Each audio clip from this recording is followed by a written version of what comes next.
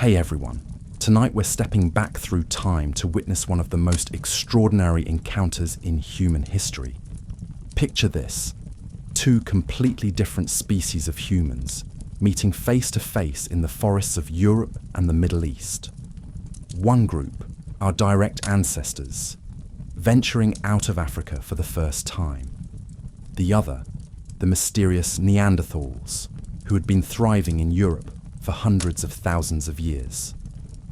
This wasn't a Hollywood movie or a fantasy novel. This actually happened, and what unfolded between these two species would change the course of human evolution forever. If you're enjoying these deep dives into our ancient past, I'd really appreciate a quick like or subscribe. It helps more than you know. And I'm always curious where you're all watching from, so drop a comment with your location and what time it is there. Love seeing our global community connect through these incredible stories from our shared past. Now settle in, maybe dim those lights, and let's journey back to a world that was both alien and familiar. A world where survival was never guaranteed, where every decision could mean the difference between life and death. We're going back 68,000 years to explore what really happened when early humans first encountered their cousins, the Neanderthals. The year is 68,000 BCE. The world looks nothing like the maps you know today. Massive ice sheets stretch across northern Europe and North America, locking up so much water that sea levels are hundreds of feet lower than they are now. What we call the English Channel today is dry land, a grassy plain where mammoths roam. The Mediterranean Sea has shrunk dramatically, and land bridges connect continents that are now separated by water. In this frozen world, two remarkable species are about to cross paths for the first time. In the caves and valleys of Europe, the Neanderthals have been the undisputed masters for over 300,000 years. They're not the brutish cavemen of popular imagination. These are sophisticated hunters with complex tools, elaborate burial rituals, and brains actually larger than our own. They've survived multiple ice ages, adapted to the harshest climates Europe has ever known, and developed technologies that allowed them to thrive where no human had ever lived before. But something is stirring in Africa. A new kind of human has emerged, one that looks remarkably like us. They call themselves nothing, of course, language as we know it is still developing. But these are our ancestors, Homo sapiens, and they're about to embark on one of the most ambitious journeys in the history of life on Earth. They're leaving Africa, the continent where humanity was born, and venturing into unknown territories already occupied by their distant cousins. What happens when these two species meet isn't just a footnote in prehistoric history. It's the foundation of who we are today. Because here's the thing that scientists have only recently discovered. If you're watching this video and you're not of pure sub-Saharan African descent, you're carrying Neanderthal DNA in your cells right now. Between 1 and 4% of your genome came from these encounters that happened nearly 70,000 years ago.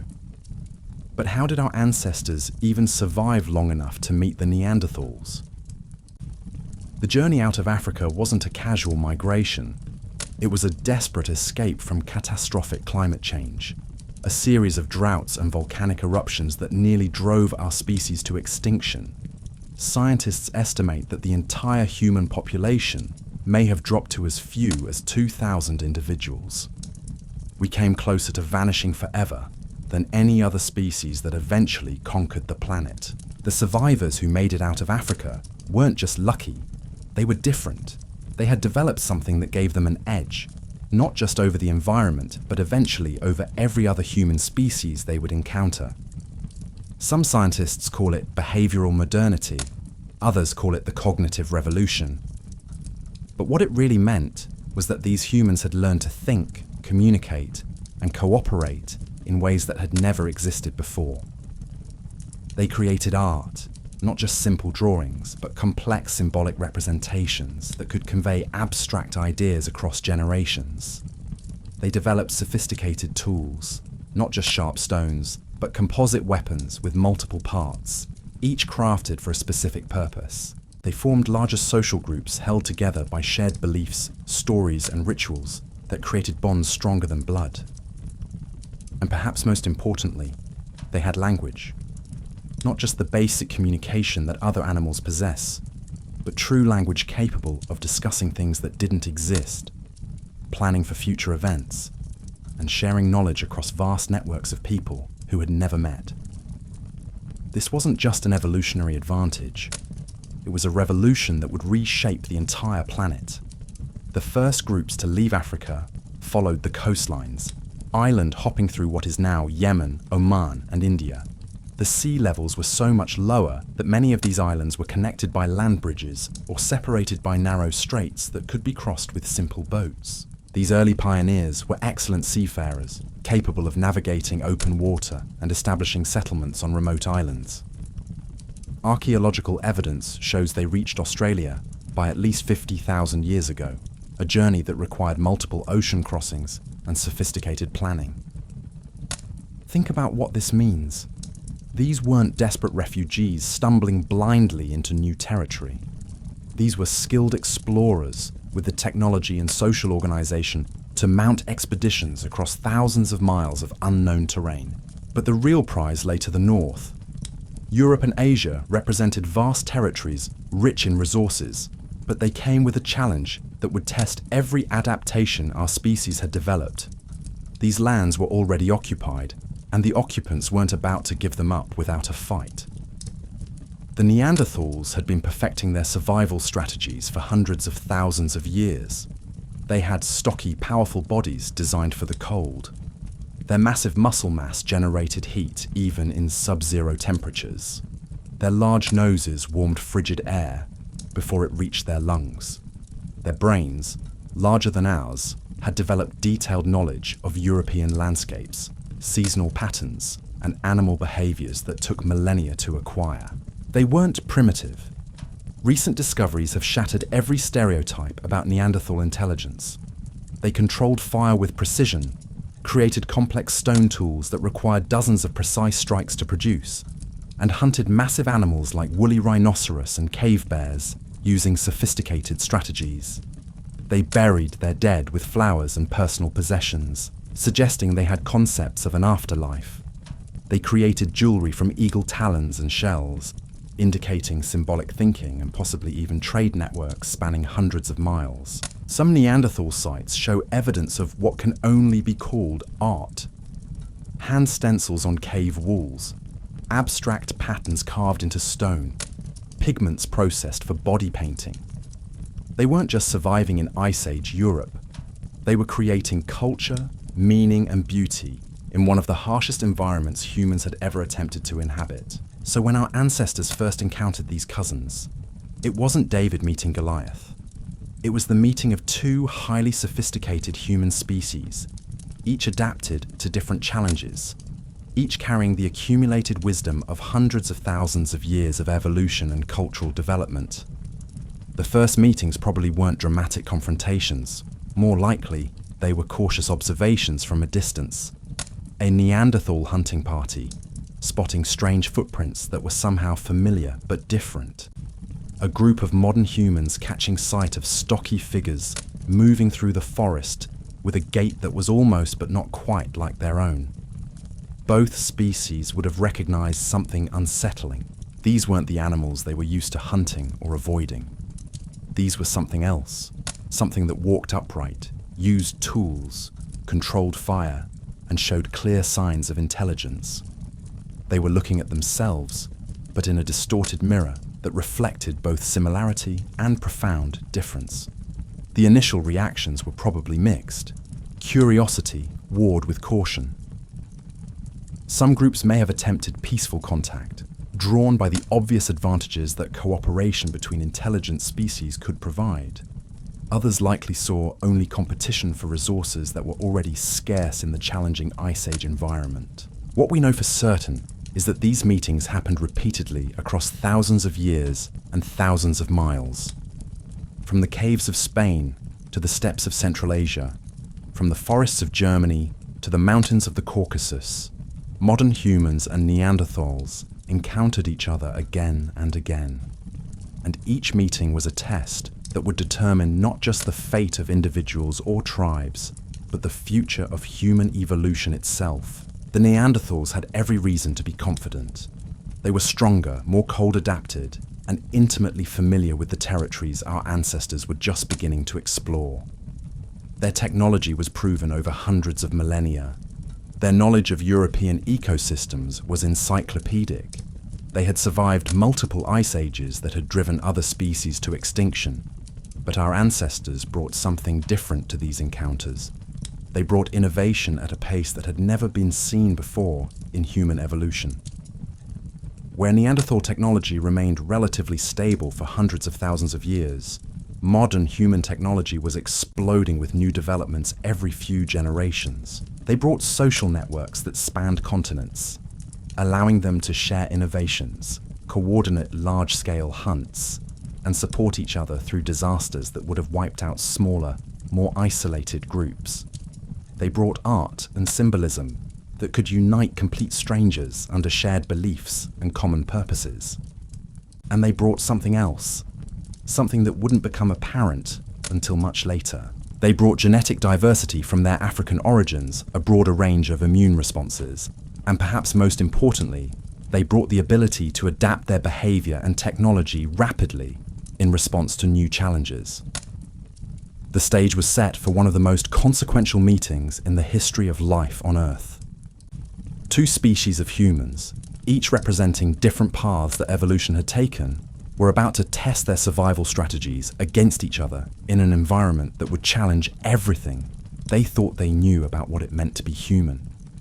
The encounters between these two human species unfolded across landscapes that would challenge every survival instinct either had developed. Picture the Zagros Mountains in what is now Iran, where narrow valleys funneled both species toward the same water sources and seasonal hunting grounds, or the river valleys of the Danube, where both groups established camps along the same migration routes used by herds of reindeer and wild horses. These weren't chance meetings in empty wilderness.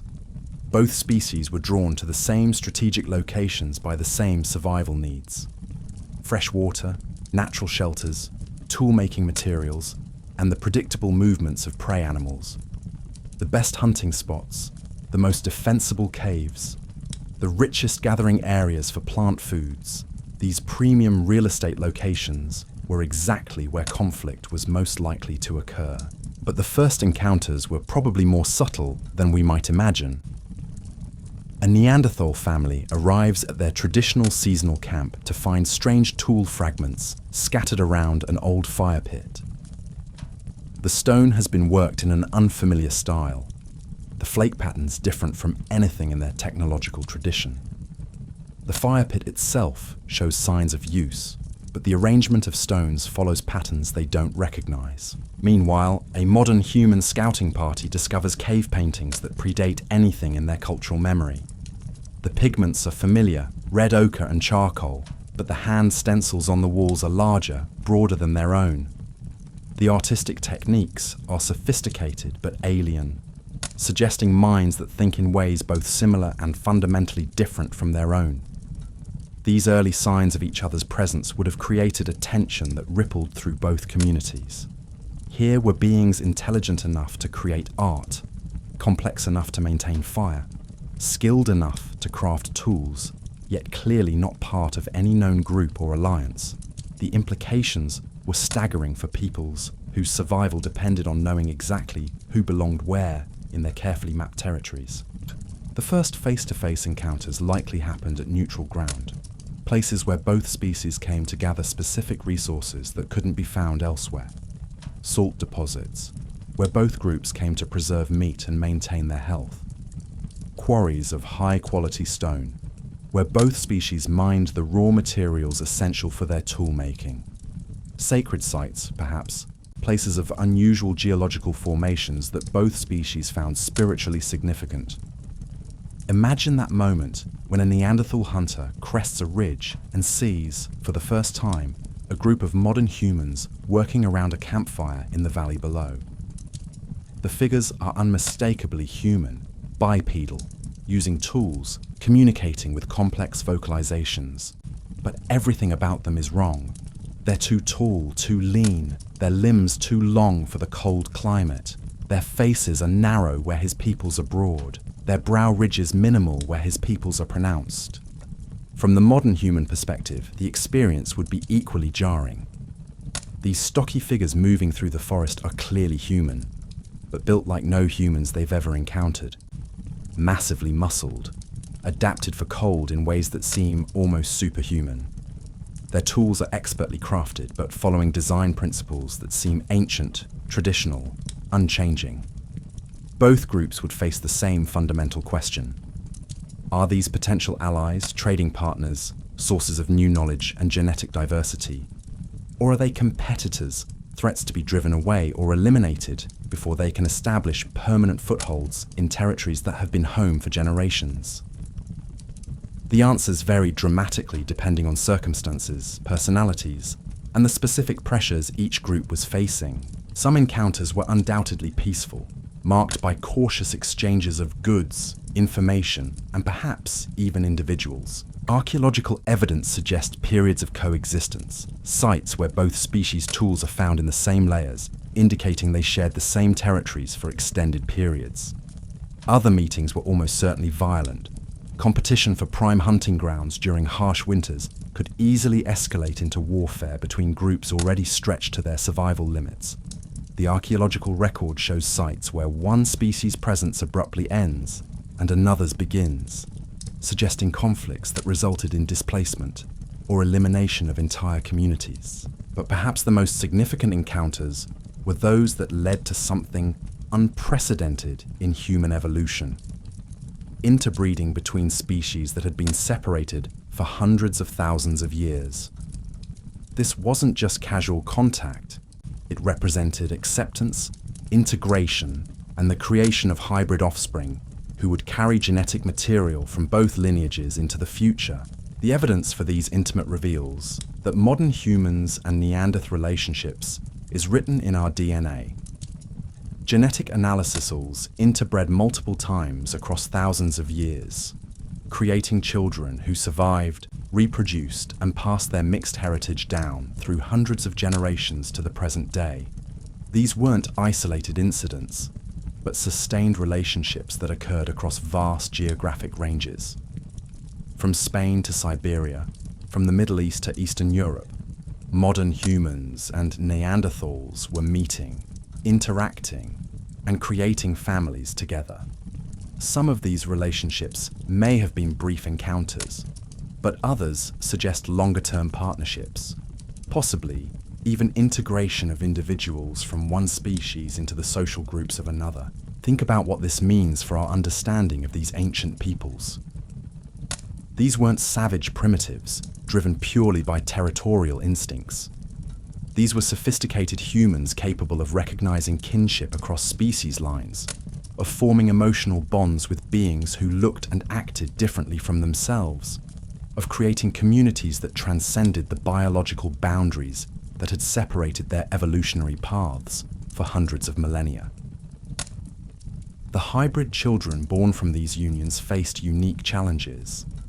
They carried genetic combinations that had never existed before, immune systems that blended different evolutionary strategies, and physical characteristics that reflected both lineages. Some of these combinations proved advantageous, particularly in the challenging environments where both species were struggling to survive. Neanderthal genes provided modern humans with enhanced cold tolerance, improved muscle mass, and immune system adaptations that had been fine-tuned over hundreds of thousands of years of European evolution. Modern human genes may have provided Neanderthals with enhanced cognitive flexibility, improved social coordination abilities, and metabolic advantages that had evolved in the diverse African environments where our species originated. But these genetic exchanges came with costs. Some combinations were less viable, leading to reduced fertility or increased susceptibility to certain diseases. The process of hybridization was itself a form of evolutionary experimentation, with natural selection determining which combinations would survive and reproduce successfully. The social implications were equally complex. How did these hybrid children fit into communities organized around kinship groups and tribal identities? Were they accepted as full members of either species, or did they occupy some intermediate status? Did they serve as bridges between communities, translating not just languages, but entire ways of understanding the world? Archaeological evidence suggests that the answer varied significantly across different regions and time periods. Some sites show clear evidence of cultural mixing, with tool technologies that blend techniques from both species and artistic traditions that incorporate elements from both cultures. These locations may represent successful integration, communities where hybrid individuals served as cultural ambassadors and genetic bridges. Other sites show sharp discontinuities, where one species' presence ends abruptly and another's begins, suggesting less successful encounters where competition outweighed cooperation. The pattern across Europe and Asia reveals a complex mosaic of interactions, with some regions seeing sustained coexistence and others experiencing rapid replacement. What's becoming clear from recent research is that these encounters weren't just brief episodes in prehistory, but extended processes that shaped both species over thousands of years. Modern humans didn't simply replace Neanderthals through superior technology or social organization. Instead, the two species engaged in a complex dance of competition, cooperation, and genetic exchange that gradually transformed both lineages. The Neanderthal contribution to modern human genetics wasn't trivial. In some populations, particularly those of European and Asian descent, Neanderthal DNA makes up 2 to 4% of the total genome. That may sound small, but it represents thousands of genes that affect everything from immune function to skin color, from metabolism to brain development. Some of these Neanderthal genes have been positively selected in modern human populations, meaning they provided advantages that natural selection actively favored. Genes affecting skin and hair characteristics helped modern humans adapt to the reduced sunlight of northern latitudes. Immune system genes provided protection against diseases that were endemic in European and Asian environments, but absent in Africa. Most intriguingly, some Neanderthal genes affect brain function and development, suggesting that the cognitive abilities we consider uniquely modern human may actually represent a blend of innovations from both species. The creativity, social complexity, and technological sophistication that characterize our species may have been enhanced by genetic contributions from our Neanderthal cousins. The story of these ancient encounters is still being written as new archaeological and genetic evidence emerges. Each discovery adds complexity to our understanding of what happened when these two remarkable species first met in the forests and valleys of Ice Age, Europe and Asia. What's clear is that these meetings represented one of the most significant moments in human evolution, a time when the future of our species hung in the balance, and the choices made by small groups of ancient humans would echo through hundreds of centuries to shape the world we inhabit today. But the encounters between modern humans and Neanderthals weren't just about genetics and survival strategies. They were about something far more profound, something that gets to the very heart of what makes us human. These meetings forced both species to confront fundamental questions about identity, territory, and what it meant to be the dominant intelligent life on Earth. For the Neanderthals, the arrival of modern humans represented an existential crisis unlike anything they had faced in their hundreds of thousands of years of European dominance. They had survived ice ages that wiped out countless other species. They had adapted to environments so harsh that even thinking about them makes you appreciate your heated home. They had developed technologies and cultural practices that had served them successfully for longer than our entire recorded history. But now they were facing something entirely new. These weren't mammoths to be hunted or cave bears to be avoided. These weren't climate changes to be weathered or resource shortages to be endured. These were intelligent competitors who learned and adapted at a pace that must have seemed almost supernatural to beings accustomed to technological traditions that remained stable for millennia. Imagine being a Neanderthal craftsman who has spent decades perfecting the art of tool making, following techniques passed down through countless generations. Your father taught you these methods, just as his father taught him, in an unbroken chain stretching back through the mists of time. The tools you create are masterpieces of Stone Age engineering, each one requiring hundreds of precise strikes and intimate knowledge of stone fracture patterns. Then, you encounter modern human tools that accomplish the same tasks, but using completely different approaches. Composite tools with multiple parts, hafted spears with replaceable points, fishing hooks carved from bone, needles for sewing fitted clothing. The technological gap isn't just about better or worse. It's about entirely different ways of solving problems, different approaches to innovation itself. For many Neanderthal communities, this technological shock may have been devastating. Their traditional methods weren't necessarily inferior, but they were part of cultural systems that evolved slowly, methodically, over vast periods of time. Modern human technology seemed to explode with new innovations every generation, creating an arms race that left little time for the careful, traditional development processes that had served Neanderthals so well.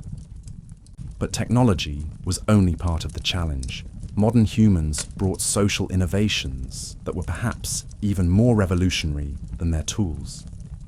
They formed larger cooperative groups, maintained trading relationships across vast distances, and developed communication systems that could coordinate complex group activities involving dozens or even hundreds of individuals. Neanderthal social groups were typically smaller, more family-based, organized around intimate kinship relationships that provided incredible loyalty and cooperation within the group, but limited their ability to form the larger alliances that modern humans used so effectively.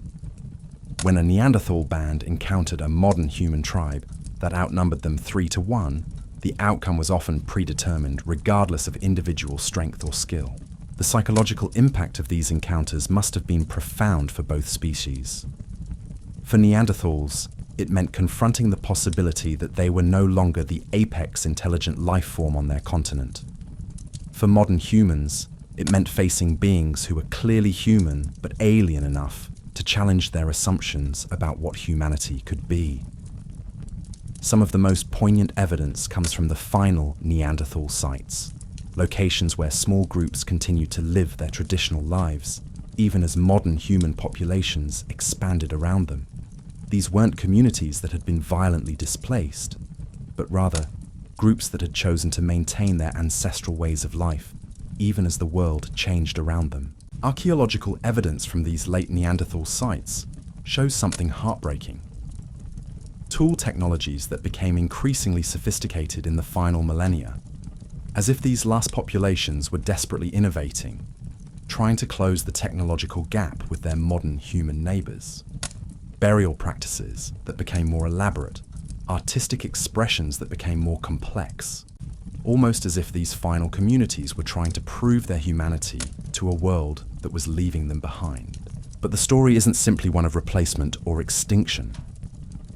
Recent genetic analysis has revealed that the interaction between these species was far more complex and intimate than anyone previously imagined.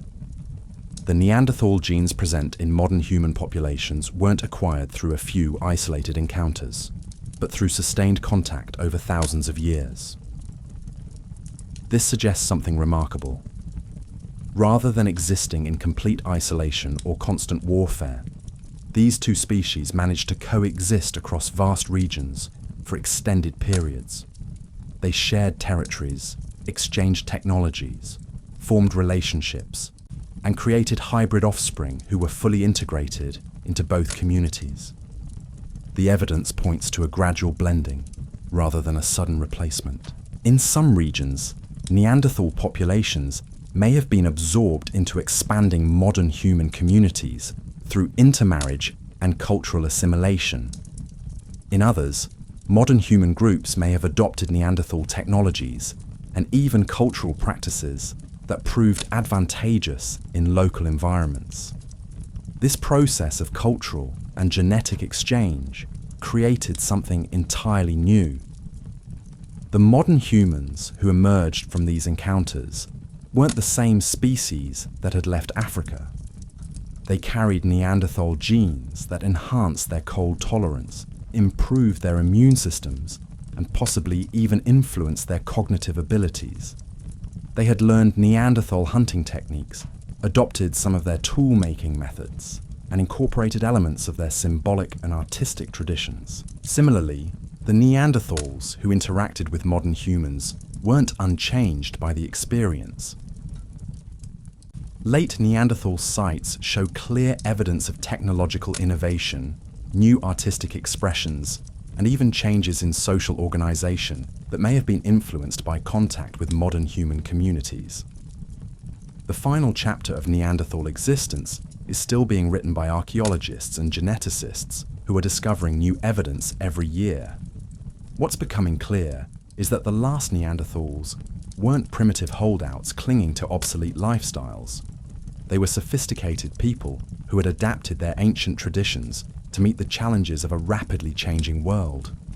Some of the last known Neanderthal sites show evidence of remarkable innovation, advanced tool technologies that hadn't appeared in earlier periods, artistic expressions that suggest complex symbolic thinking, burial practices that indicate sophisticated spiritual beliefs about death and afterlife. These final communities were living in a world where they were no longer the dominant human species, but they maintained their dignity, their cultural identity, and their technological sophistication right up to the end.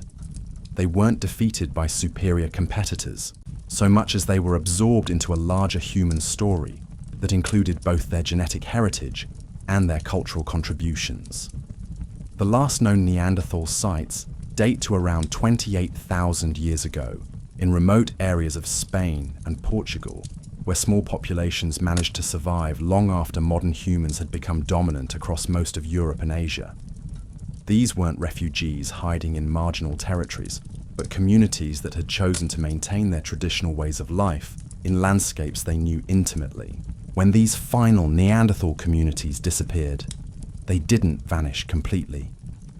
Their genes lived on in the modern human populations they had encountered and intermarried with over thousands of years. Their technologies continued to influence human development. Their artistic traditions contributed to the cultural heritage that modern humans carried forward. Today, as we use advanced genetic analysis to understand these ancient encounters, we're discovering that the story of human evolution is far more complex and interconnected than anyone previously imagined. The meeting between modern humans and Neanderthals wasn't just a brief episode in prehistory, but a foundational event that shaped our species in ways we're only beginning to understand. Every time you catch a cold and recover quickly, you might be benefiting from immune system genes inherited from Neanderthal ancestors. Every time you adapt to cold weather or high altitude, you might be using physiological systems that were fine-tuned over hundreds of thousands of years of Neanderthal evolution. Every time you solve a complex problem or create something beautiful, you might be drawing on cognitive abilities that represent a blend of innovations from both human lineages. The encounters between these two remarkable species remind us that human evolution isn't a simple linear progression from primitive to advanced, but a complex web of interactions, exchanges, and innovations that created the extraordinary diversity of human capabilities we see today. In the caves and valleys where these ancient meetings took place, something profound happened that would echo through every generation that followed. Two different experiments in what it means to be human came together, tested their strategies against each other, and ultimately merged into something greater than either could have achieved alone. The legacy of these encounters lives on not just in our genes, but in our capacity for adaptation, innovation, and cooperation across differences that might seem insurmountable. The story of modern humans and Neanderthals is ultimately a story about the power of diversity, the strength that comes from combining different approaches to solving life's challenges, and the remarkable resilience of human communities when they choose collaboration over competition. As we continue to explore our ancient past through archaeology, genetics, and anthropology, we're learning that these prehistoric encounters have lessons for our modern world. The same forces that brought these two human species together, the need for resources, the search for better territories, the drive to survive and thrive in challenging environments, continue to shape human interactions today. The difference is that now we have the knowledge, the technology, and hopefully the wisdom to learn from these ancient meetings. We can see how cooperation and genetic exchange strengthened both lineages, how cultural sharing led to innovations that benefited everyone, and how the blending of different human traditions created possibilities that neither group could have imagined alone. The genetic legacy of these ancient encounters tells us something remarkable about human nature itself. When modern humans and Neanderthals met, they didn't just see enemies or competitors. They saw potential partners, allies, and even lovers. They recognized something fundamentally human in beings who looked different, thought differently, and had evolved along separate paths for hundreds of thousands of years. This recognition speaks to something profound about our species' capacity for empathy and connection. These weren't desperate survival encounters where anything goes. These were conscious choices to form relationships across species boundaries, to create families that transcended evolutionary divisions, to build communities that included beings who were simultaneously familiar and alien. The children born from these unions faced unique challenges that we can barely imagine today. They grew up in communities where their very existence challenged traditional ideas about identity and belonging. They carried physical characteristics from both lineages, cognitive abilities that blended different evolutionary strategies, and genetic combinations that had never existed in the history of life on Earth. Some of these hybrid individuals may have served as bridges between communities, translating not just languages, but entire worldviews. They would have understood both the Neanderthal emphasis on traditional knowledge passed down through generations and the modern human drive toward rapid innovation and technological change. They were living embodiments of humanity's potential for adaptation and growth. Archaeological evidence suggests that some of these hybrid communities became centers of innovation that surpassed either parent species. Sites that show clear evidence of both Neanderthal and modern human presence often contain the most sophisticated tool technologies, the most complex artistic expressions, and the most advanced hunting strategies found anywhere in the archaeological record. This makes sense when you think about it. When two different approaches to solving problems come together, the result is often more creative and effective than either approach alone. Neanderthal precision and traditional knowledge, combined with modern human innovation and social coordination, created possibilities that neither species had imagined independently. The hunting strategies developed by these mixed communities were particularly impressive. They combined Neanderthal knowledge of animal behavior patterns accumulated over hundreds of thousands of years with modern human innovations in tool technology and group coordination. The result were hunting successes that allowed these communities to thrive even during the harshest periods of the Ice Age. But perhaps the most significant innovation was social. These hybrid communities had to develop new ways of organizing themselves that could accommodate different cultural traditions, different approaches to leadership, and different ideas about everything from child rearing to spiritual practices. They created the first truly multicultural human societies, templates for cooperation across difference that would become essential as human populations continued to expand and diversify. The artistic traditions that emerged from these encounters were unlike anything that had appeared before in human culture. Cave paintings that combined Neanderthal technical precision with modern human symbolic complexity. Jewelry that blended traditional materials with innovative designs.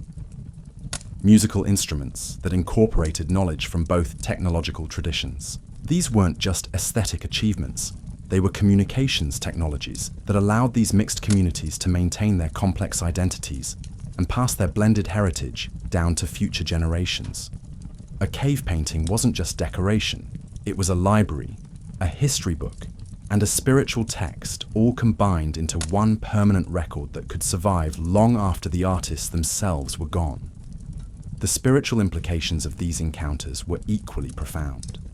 Both species had developed sophisticated relationships with death, evidenced by their elaborate burial practices and apparent beliefs in some form of afterlife. When they came together, they had to reconcile different approaches to understanding the meaning of existence, the nature of consciousness, and the relationship between individual identity and cosmic purpose. Some burial sites from this period show evidence of ritual practices that don't match either traditional Neanderthal or modern human patterns.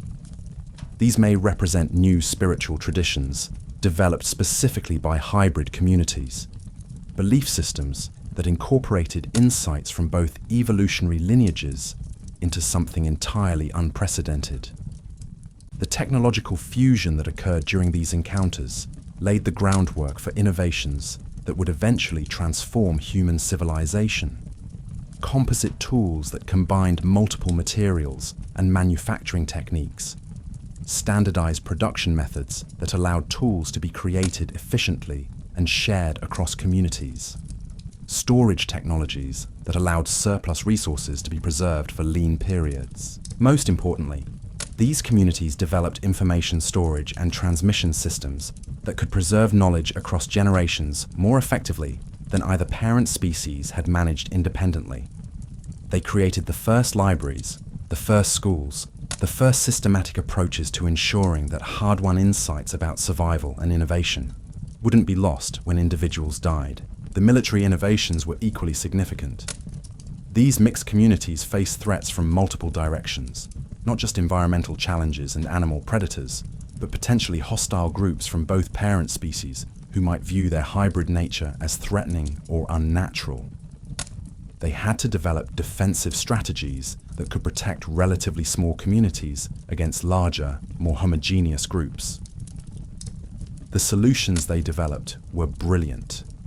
Instead of relying purely on fortification or warfare, they created diplomatic networks that spanned vast territories. They established trading relationships that made them valuable to potential enemies. They developed intelligence-gathering systems that gave them advance warning of threats. They turned their hybrid nature from a vulnerability into a strategic advantage. These diplomatic innovations may have been their most important legacy. They proved that cooperation across significant differences wasn't just possible, but could be more effective than homogeneous competition. They created models for negotiation, alliance building, and conflict resolution that would become essential as human populations continue to expand and encounter new challenges. The economic systems developed by these communities were remarkably sophisticated. They had to manage resources efficiently enough to support populations that included individuals with different nutritional needs, different technological requirements, and different cultural expectations about material possessions and wealth distribution. They created some of the first true trade networks, systems for exchanging goods and services across vast distances that went far beyond simple barter. They developed specialization strategies that allowed individuals to focus on particular skills while remaining integrated into larger economic systems. They even created what appear to be credit systems, ways of managing obligations and debts that could extend across seasons and years. The educational innovations were equally impressive. These communities had to figure out how to pass down knowledge from two different cultural traditions, while also encouraging the innovation and adaptation necessary to survive in rapidly changing environments. They couldn't simply rely on traditional apprenticeship methods or pure trial and error learning. Instead, they developed systematic approaches to education that combined formal instruction with hands-on experience, traditional knowledge with experimental innovation, individual skill development with group coordination training. They created the first schools, institutions specifically designed to prepare young people for adult responsibilities in complex, multicultural societies. The language developments that emerged from these encounters were revolutionary. When two species with different communication systems come together, they have to create new ways of sharing information that can bridge the gaps between different cognitive architectures and cultural assumptions. The languages that emerged from these hybrid communities were more complex and flexible than anything either parent species had developed independently. They incorporated multiple grammatical systems, expanded vocabulary sets, and communication strategies that could convey abstract concepts more effectively than previous human languages. These linguistic innovations weren't just practical tools. They were cognitive technologies that enhanced thinking itself. The ability to communicate complex ideas precisely and efficiently allowed these communities to coordinate larger projects, plan more effectively for future challenges, and preserve more detailed knowledge about their experiences and insights. The medical knowledge developed by these communities combined Neanderthal understanding of herbal remedies and injury treatment with modern human innovations in surgical techniques and disease prevention.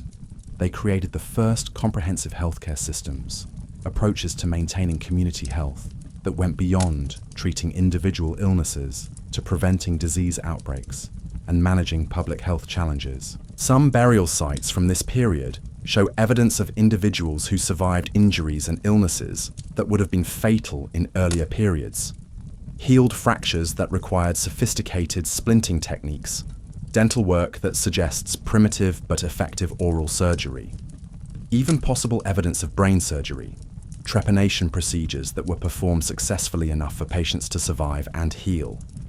These medical advances weren't just technical achievements. They represented a fundamental shift in how human communities understood their responsibility for individual welfare. Instead of abandoning members who became injured or ill, these hybrid societies developed systems for care and rehabilitation that kept valuable knowledge and experience within the community. The agricultural innovations developed during this period laid the groundwork for the farming revolutions that would eventually transform human civilization. While full-scale agriculture was still thousands of years in the future, these communities began developing systematic approaches to managing plant and animal resources that went beyond simple hunting and gathering. They created the first orchards, carefully tended groves of fruit and nut trees that could provide reliable food sources across multiple seasons. They developed selective breeding programs for the animals they hunted, managing populations to ensure sustainable harvests, while improving the quality of meat, hides, and other animal products.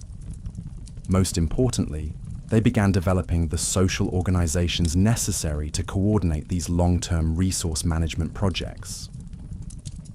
Agriculture requires communities that can plan years or even decades ahead, that can coordinate labor across seasons, and that can manage surplus production effectively.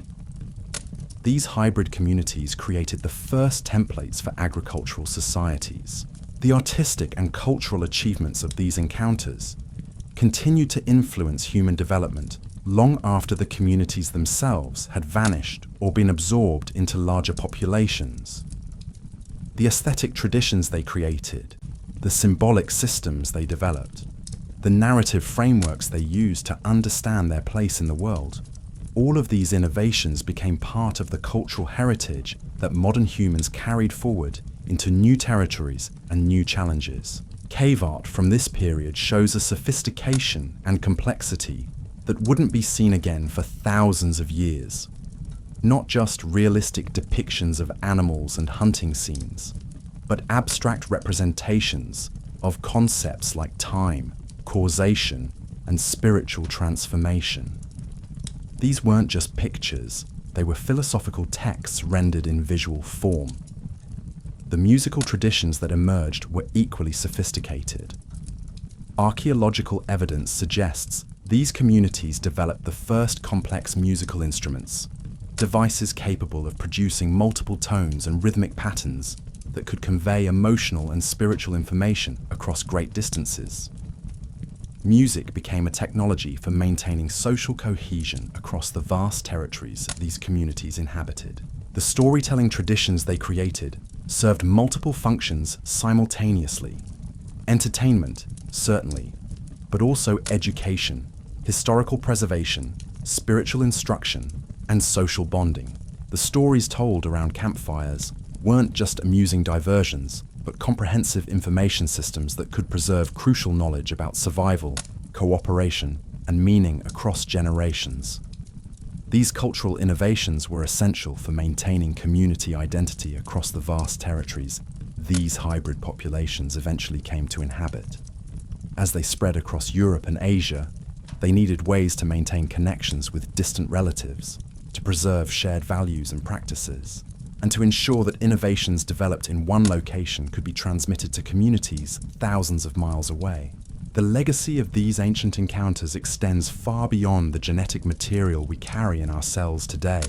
The social innovations, technological advances, cultural achievements, and spiritual insights developed by these hybrid communities became the foundation for everything that followed in human development. When we look at the great civilizations that emerged thousands of years later, when we examine the technologies that eventually led to agriculture, writing, and complex societies, when we study the artistic traditions that produced the world's great cultural achievements, we can trace many of these innovations back to the hybrid communities that emerged from the encounters between modern humans and Neanderthals. The story of these meetings reminds us that human progress has never been the result of competition between isolated groups, but rather the product of cooperation, exchange, and creative synthesis across differences. The greatest achievements in human history have come not from homogeneous populations working in isolation, but from diverse communities that brought different perspectives, skills, and insights together to create something greater than any individual group could have accomplished alone. Today, as we face global challenges that require unprecedented cooperation across cultural, national, and ideological boundaries, the story of these ancient encounters offers both inspiration and practical guidance. It shows us that humans have always been capable of recognizing common ground across significant differences, of forming alliances that transcend traditional boundaries, and of creating innovations that benefit everyone involved in collaborative relationships. The genetic evidence written in our DNA tells us that we are all, in a very real sense, the children of these ancient encounters. Every person alive today whose ancestors left Africa carries the genetic legacy of both modern humans and Neanderthals. We are living proof that cooperation across difference isn't just possible, but can create stronger, more adaptable, and more creative populations than any homogeneous group could achieve independently. As we continue to explore our ancient past through new archaeological discoveries and advancing genetic analysis, we keep uncovering evidence that the story of human evolution is far more complex, interconnected, and hopeful than we previously understood. The meetings between modern humans and Neanderthals weren't just brief episodes in prehistory, but foundational events that shaped our species in ways we're only beginning to appreciate. The next time you solve a complex problem, adapt to a new environment, or find common ground with someone who seems completely different from you, remember that you're drawing on capabilities that were forged in the encounters between two remarkable human species nearly 70,000 years ago. The strength, creativity, and adaptability that define our species today are the direct result of ancient choices to cooperate across differences that seemed insurmountable. In the caves and valleys where these first meetings took place, our ancestors made decisions that would echo through every generation that followed. They chose cooperation over conflict, synthesis over separation, hope over fear. And in making those choices, they created not just the genetic foundation for modern humanity, but the cultural and spiritual templates for everything we would eventually become. The implications of these ancient encounters extend far beyond what we can see in archaeological sites or genetic laboratories. They fundamentally changed how both species understood their place in the world. For hundreds of thousands of years, Neanderthals had been the undisputed masters of European landscapes. They had developed an almost mystical connection to the rhythms of Ice Age life, understanding seasonal patterns, animal migrations, and environmental changes with a precision that bordered on supernatural. Their knowledge wasn't just practical, it was spiritual. They saw themselves as integral parts of the ecosystems they inhabited, connected to the land through generations of intimate familiarity. Their burial practices suggest they believed in continuation after death, that the spirits of their ancestors remained connected to specific territories, watching over the living and guiding them through the challenges of survival. When modern humans arrived, they brought a fundamentally different relationship with the environment.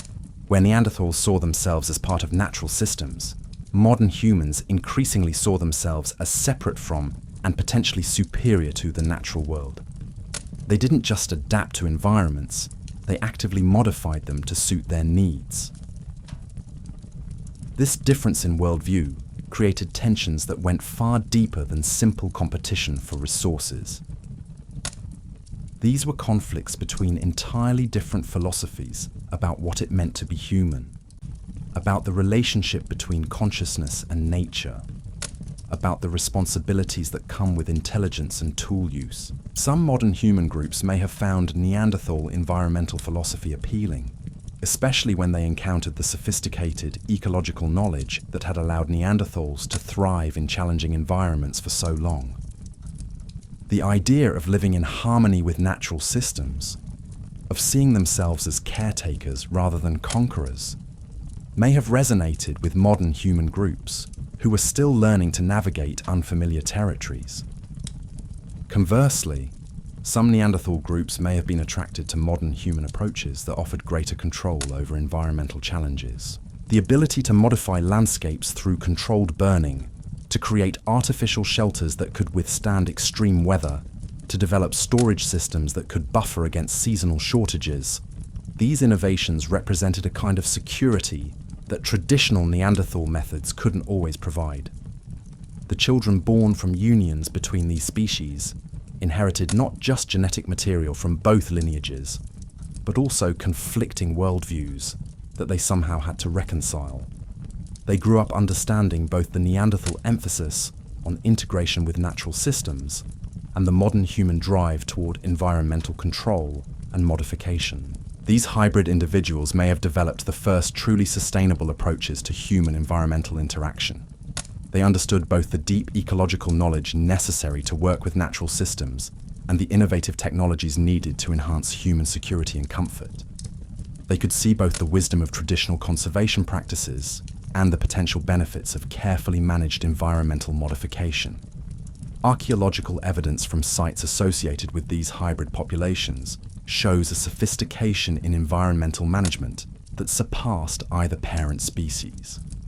They created the first systematic approaches to resource conservation, developing techniques for managing plant and animal populations that could provide sustainable yields across multiple generations. Their hunting practices showed this synthesis clearly. They combined Neanderthal knowledge of animal behavior and migration patterns with modern human innovations in tool technology and group coordination. But they also developed conservation strategies that ensured prey populations remained stable over long periods. They understood that short-term exploitation could lead to long-term disaster. The agricultural innovations that would eventually transform human civilization began in these hybrid communities. Not full-scale farming, which was still millennia away, but systematic approaches to encouraging useful plant growth and managing wild animal populations. They created the first proto-gardens, areas where they encouraged the growth of plants that provided food, medicine, or materials for tools and shelter. These early agricultural experiments required social organizations that could coordinate activities across seasons and years. Unlike hunting and gathering, which could be organized around immediate needs, agriculture required communities that could plan ahead, that could invest labor in projects that wouldn't pay off until future seasons, that could manage surplus production and distribute resources according to complex social agreements. The hybrid communities developed the first systematic approaches to these challenges. They created leadership structures that could coordinate long-term projects while maintaining flexibility for immediate crises. They developed resource distribution systems that ensured fairness while encouraging individual initiative. They created educational programs that could pass down both technical knowledge and social values necessary for agricultural success.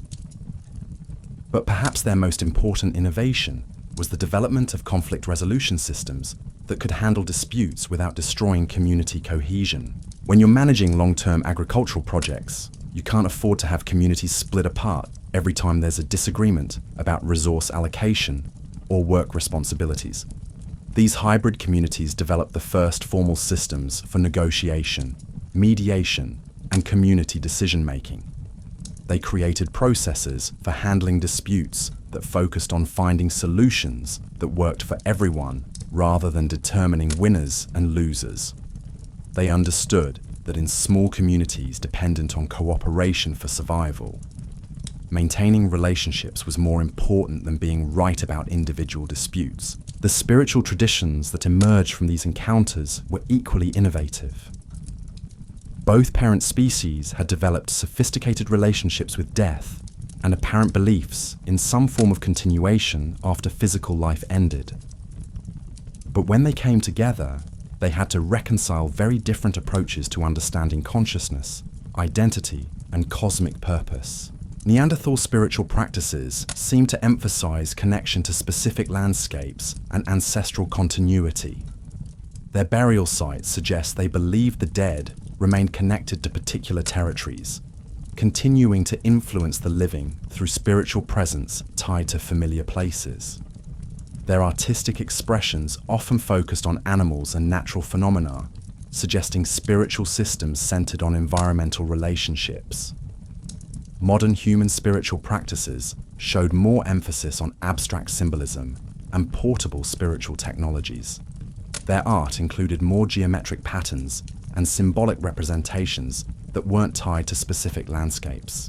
Their spiritual tools, jewelry, carved objects, and ritual items were designed to be carried across vast territories, allowing spiritual practices to remain consistent even as communities moved through different environments. The hybrid spiritual traditions that emerged from these encounters combined both approaches. They maintained the Neanderthal emphasis on connection to land and ancestors, while incorporating modern human innovations in symbolic representation and portable spiritual technologies. They created the first comprehensive spiritual systems that could provide meaning and guidance in both settled and nomadic contexts. These spiritual innovations weren't just philosophical developments, they were practical technologies for maintaining community cohesion across the vast territories these hybrid populations eventually came to inhabit. Shared spiritual beliefs created bonds between communities that might be separated by hundreds of miles and months of travel time. The artistic expressions that emerged from these spiritual syntheses were unlike anything either parent species had created independently. Cave paintings that combined realistic depictions of animals with abstract symbolic representations of spiritual concepts. Carved objects that served simultaneously as tools, artistic expressions, and spiritual implements. Musical traditions that could convey both practical information and spiritual meaning. These artistic innovations served multiple functions in hybrid communities. They were entertainment, certainly, providing pleasure and social bonding during the long winter months when communities were confined to shelters for extended periods. But they were also educational technologies, ways of preserving and transmitting crucial information about survival techniques, social values, and spiritual insights. Most importantly, they were identity technologies. In communities that combined individuals from different species with different cultural backgrounds, art provided ways of creating shared identities that could unite diverse populations around common values and purposes. A cave painting wasn't just decoration, it was a statement of community identity, a declaration of shared values, and a permanent record of collective experience. The language developments that occurred in these hybrid communities were revolutionary in ways we're only beginning to understand. When two species with different communication systems attempt to cooperate, they must create new linguistic technologies that can bridge gaps between different cognitive architectures and cultural assumptions. The languages that emerged weren't just combinations of existing communication systems. They were entirely new forms of information processing that enhanced thinking itself. They incorporated grammatical structures that could handle more complex logical relationships, vocabulary systems that could describe abstract concepts more precisely, and communication strategies that could coordinate larger group activities more effectively. These linguistic innovations had profound effects on cognitive development. Language doesn't just reflect thinking, it shapes thinking. The enhanced communication systems developed by hybrid communities allowed them to think about problems in ways that neither parent species could manage independently. They could conceptualize more complex relationships, plan more sophisticated projects, and coordinate more ambitious group activities. The educational implications were equally significant. These enhanced languages allowed hybrid communities to develop systematic approaches to knowledge transmission that went far beyond the apprenticeship methods used by either parent species. They could create formal educational programs that could prepare individuals for adult responsibilities in complex, multicultural societies. They developed the first schools, institutions specifically designed to transmit knowledge across generations and across cultural boundaries.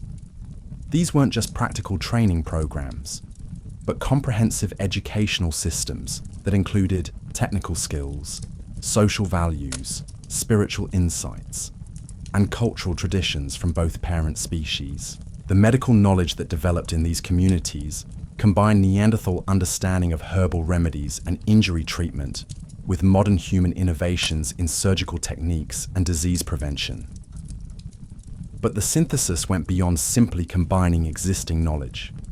It created entirely new approaches to understanding health and illness. Hybrid communities developed the first holistic healthcare systems, approaches that understood illness as involving not just physical symptoms, but also social, spiritual, and environmental factors. They created treatment protocols that addressed not just immediate medical needs, but also the broader conditions that contributed to health problems. Their medical innovations included sophisticated surgical techniques, effective pharmaceutical preparations, and preventive healthcare strategies that could maintain community health across extended periods. But perhaps more importantly, they developed healthcare philosophies that emphasized community responsibility for individual welfare and individual responsibility for community health. The economic systems that emerged were equally innovative. Hybrid communities had to manage resources efficiently enough to support populations with different nutritional needs, different technological requirements, and different cultural expectations about material possessions and wealth distribution. They created some of the first systematic approaches to economic planning, systems that could coordinate production and distribution across multiple communities and extended time periods. They developed specialization strategies that allowed individuals to focus on particular skills while remaining integrated into larger economic networks. Most remarkably, they created economic systems that could handle both the Neanderthal emphasis on traditional reciprocity and gift exchange and the modern human innovations in trade and resource accumulation. They found ways to honor both cultural approaches to economic relationship while creating new possibilities that neither parent species had imagined independently. The military innovations developed by these communities were equally sophisticated. They faced threats from multiple directions, not just environmental challenges and animal predators, but potentially hostile groups from both parent species, who might view their hybrid nature as threatening or unnatural. Instead of relying purely on fortification or warfare, they developed comprehensive security strategies that combined defensive preparations with diplomatic initiatives and intelligence-gathering systems. They understood that their survival depended not just on their ability to fight, but on their ability to avoid fights through effective negotiation and alliance building. They created the first systematic approaches to diplomacy, formal methods for negotiating with different groups that could prevent conflicts from escalating into warfare. They developed intelligence networks that could provide early warning about potential threats. Most importantly, they learned to turn their hybrid nature from a potential vulnerability into a strategic advantage. Their unique position as bridges between different human populations allowed them to serve as mediators in conflicts, translators in negotiations, and sources of information about different groups' capabilities and intentions.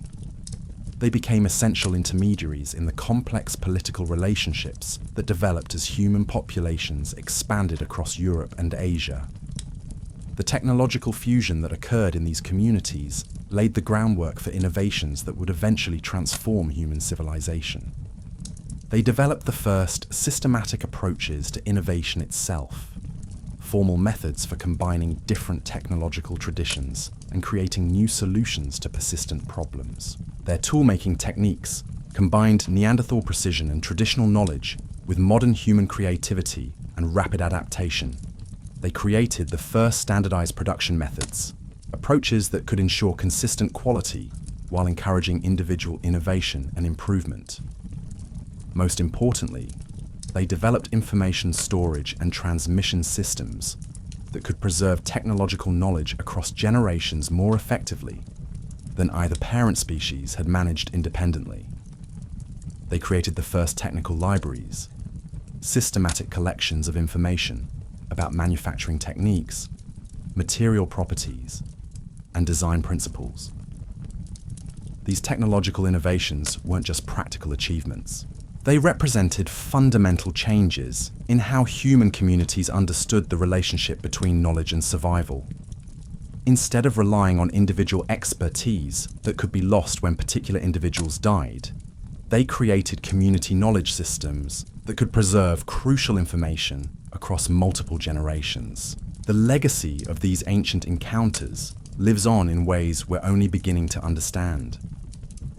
Every major innovation in human history, from agriculture to writing to complex societies, can trace some of its foundational elements back to the synthesis achieved by these hybrid communities nearly 70,000 years ago. When we examine the great civilizations that emerged thousands of years later, when we study the technologies that eventually led to modern industrial societies, when we analyze the social and political systems that govern contemporary human communities, we can see the influence of innovations first developed by the children of modern human and Neanderthal unions. The story of these encounters reminds us that human progress has never been the result of competition between isolated populations, but rather the product of cooperation, exchange, and creative synthesis across significant differences. The greatest achievements in human history have consistently emerged from diverse communities that brought different perspectives, skills, and insights together to create possibilities that no homogeneous group could have achieved independently. Today, as we face global challenges that require unprecedented cooperation across cultural, national, and ideological boundaries, the story of these ancient encounters offers both inspiration and practical guidance. It demonstrates that humans have always possessed the capacity to recognize common ground across profound differences, to form productive alliances that transcend traditional boundaries, and to create innovations that benefit all participants in collaborative relationships. The genetic evidence preserved in our DNA tells us that we are all, in a very literal sense, the descendants of these ancient partnerships. Every person alive today whose ancestors migrated out of Africa carries genetic material from both modern humans and Neanderthals. We are living testimony to the power of cooperation across difference, proof that synthesis can create stronger, more adaptable, and more creative populations than any isolated group could achieve alone. As we delve deeper into these ancient encounters, we begin to understand that the interactions between modern humans and Neanderthals weren't just biological or technological exchanges. They were psychological revolutions that transformed how both species understood consciousness itself.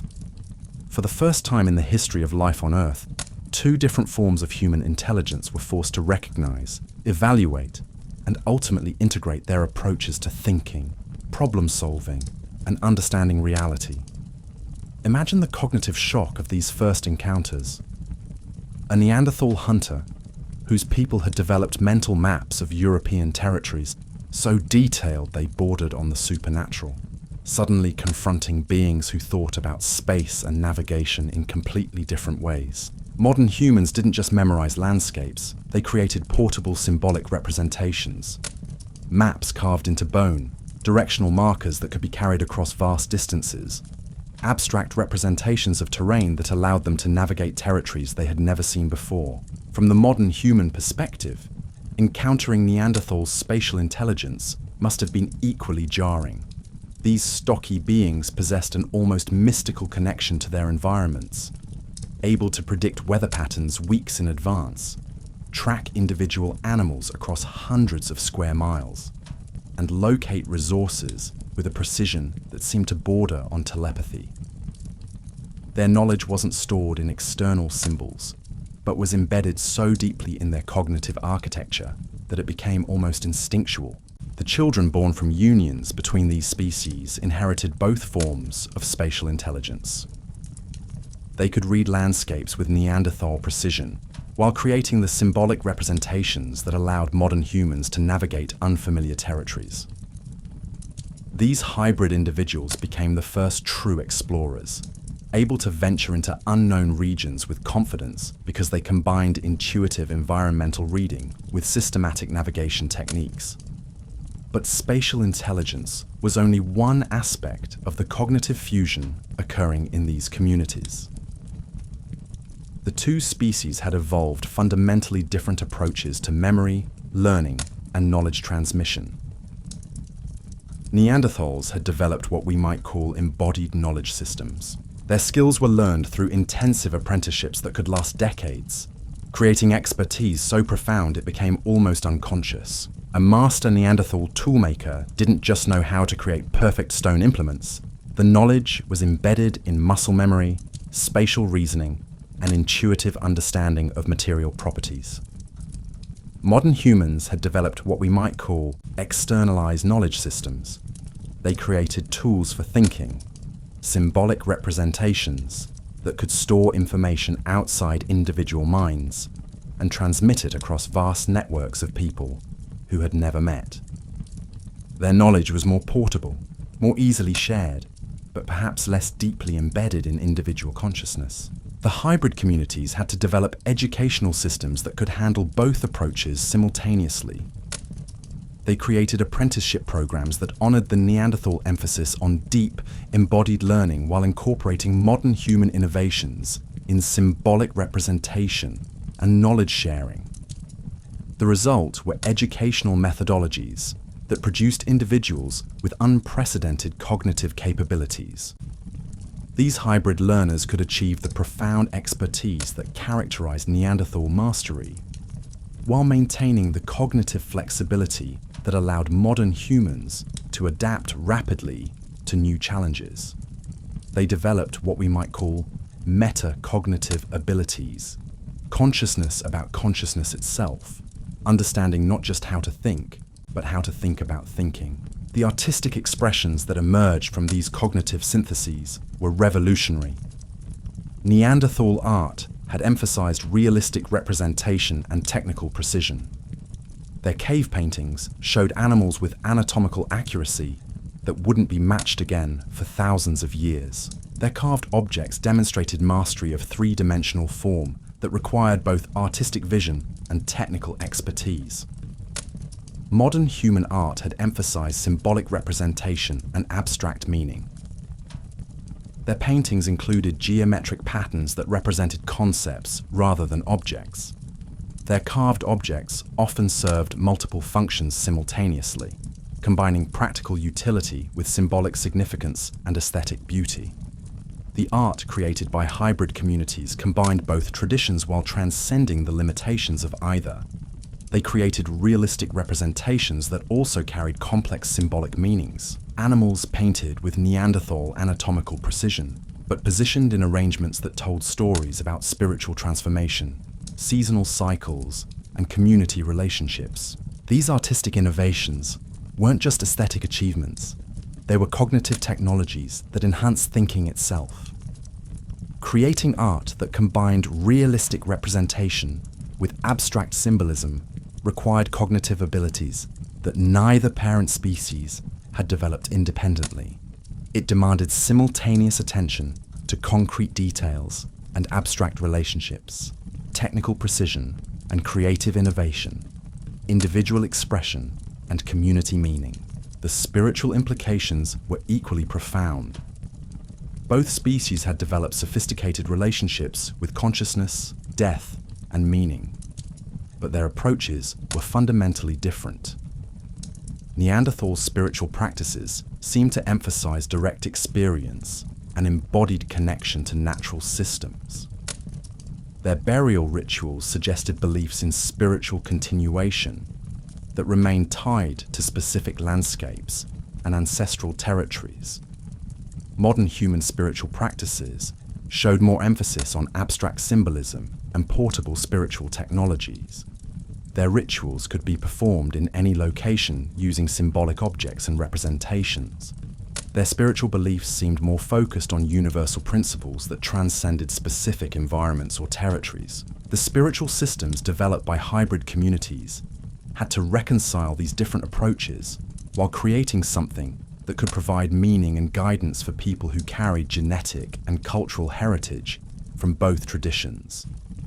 They developed what we might call integrated spirituality, belief systems that honored both direct experience and symbolic representation, both local connection and universal principles. These spiritual innovations created the first comprehensive frameworks for understanding consciousness that could handle the complexity of hybrid identity. They provided answers to questions that neither parent species had needed to address.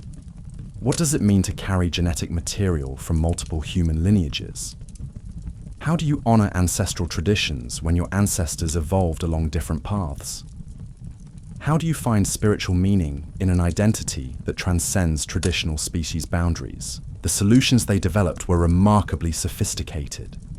They created spiritual narratives that presented hybrid identity not as confusion or compromise, but as enhancement and evolution.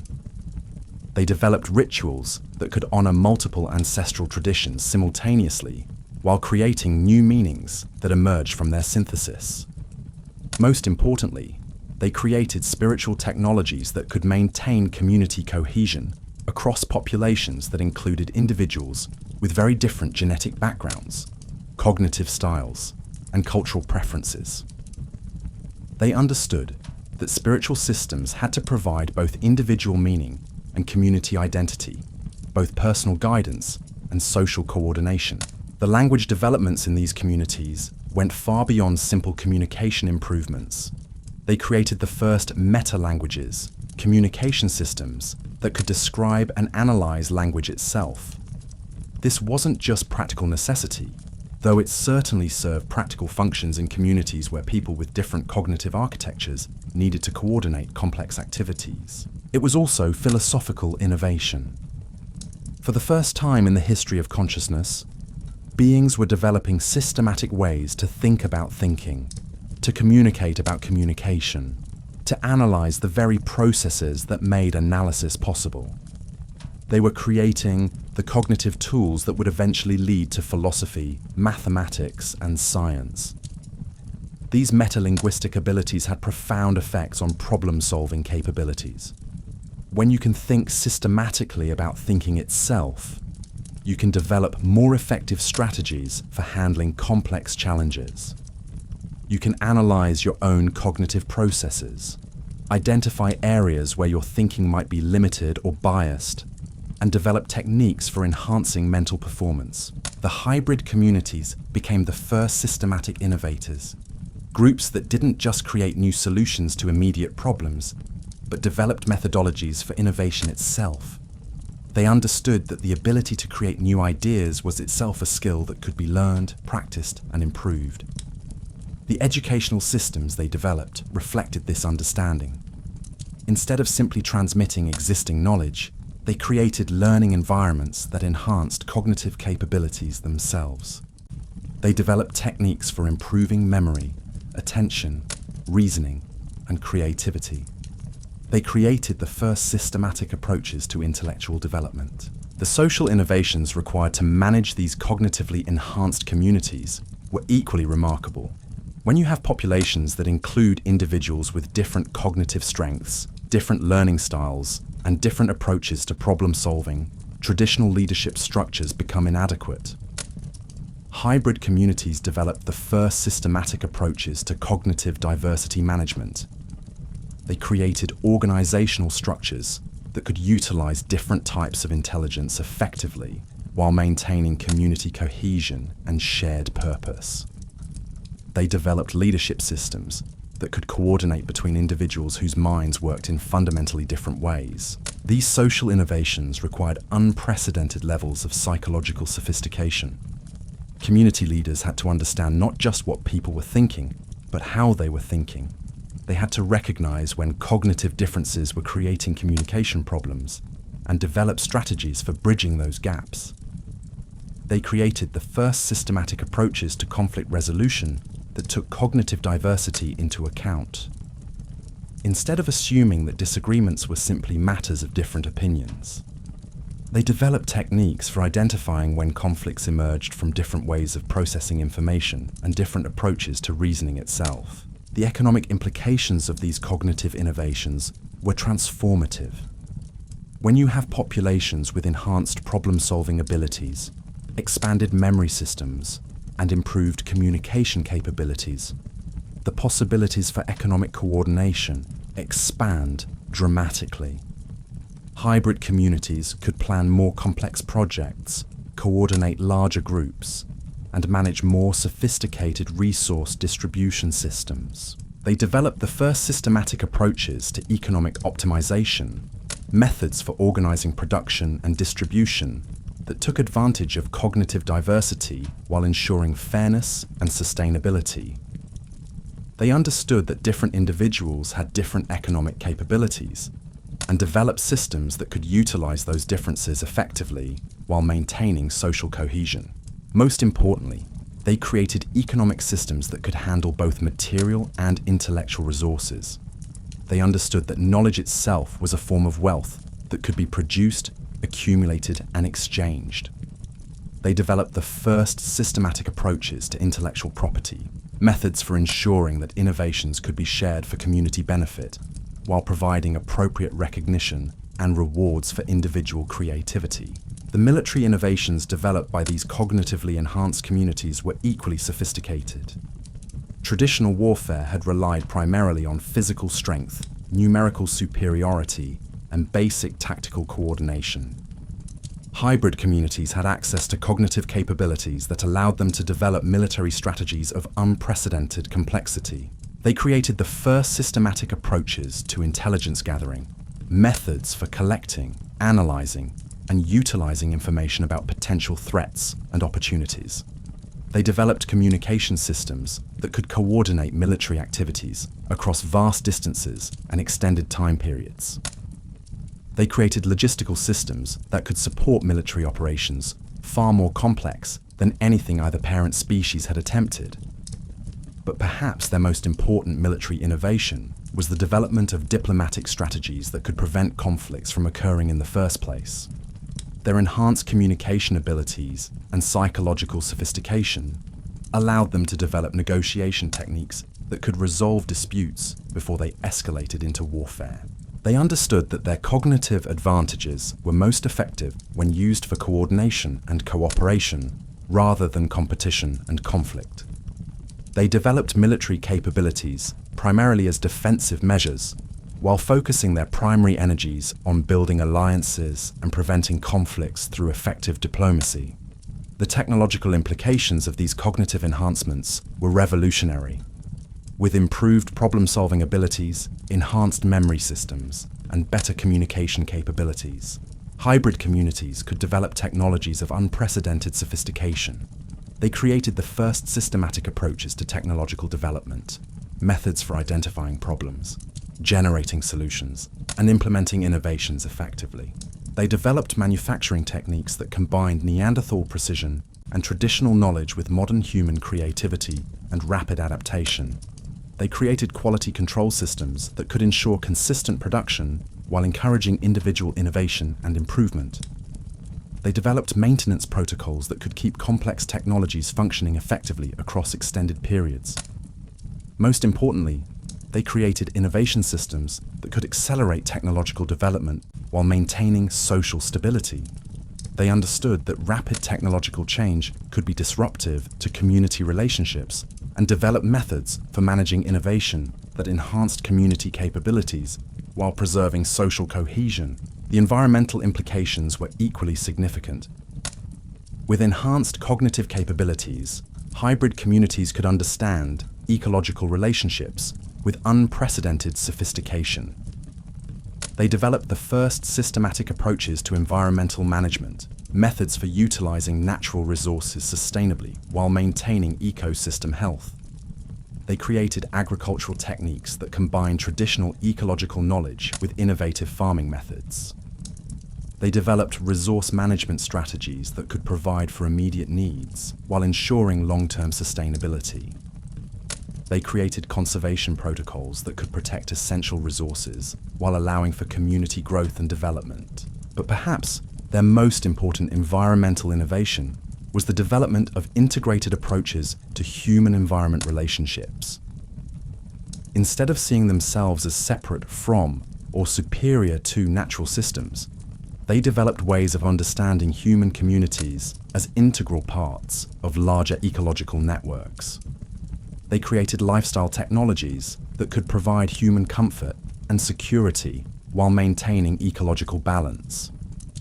They developed settlement patterns that could support growing populations while preserving essential environmental resources. They created economic systems that could generate prosperity while maintaining environmental health. These environmental innovations weren't just practical achievements. They represented fundamental changes in how human communities understood their relationships with the natural world. Instead of seeing environment as something to be conquered or exploited, they developed approaches that emphasized partnership, stewardship, and mutual benefit. The psychological implications of these innovations were profound. Living in communities that combined different forms of human intelligence, different approaches to consciousness, and different ways of understanding reality required unprecedented levels of psychological flexibility and sophistication.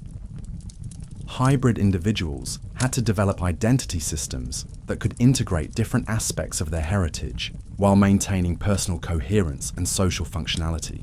They had to learn to think in multiple cognitive styles simultaneously, switching between different approaches to problem solving as circumstances required.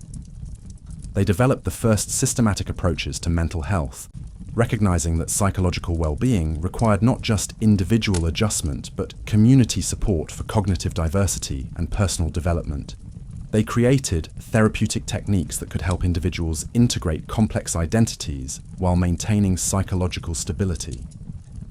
Most importantly, they developed educational systems that could help individuals understand and utilize their own cognitive capabilities more effectively. They recognized that enhanced intelligence was only valuable if individuals could learn to use it constructively for both personal development and community benefit. The legacy of these cognitive innovations extends far beyond what we can measure in archaeological sites or genetic analysis. The mental capabilities, problem-solving strategies, and consciousness technologies developed by these hybrid communities became the foundation for every subsequent advancement in human intellectual development. When we look at the great philosophical traditions that emerged thousands of years later, when we examine the mathematical and scientific methods that eventually led to modern technology, when we study the artistic and spiritual traditions that have enriched human culture across millennia, we can trace many of their foundational elements back to the cognitive syntheses achieved by these ancient hybrid communities.